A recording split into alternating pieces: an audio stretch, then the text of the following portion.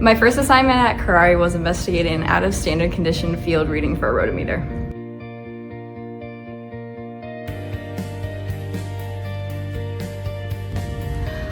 I realized that Kuraray was a good place to build a career because of their strong sustainability initiatives, their strong safety culture, and also how willing everybody is to learn from each other.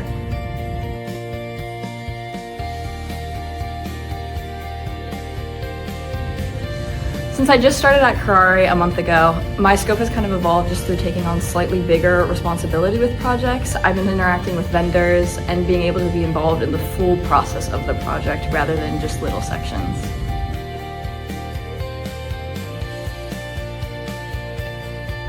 The advice that I would give to an intern is to ask as many questions as possible and to interact with all the different departments because you can learn a lot from all of them.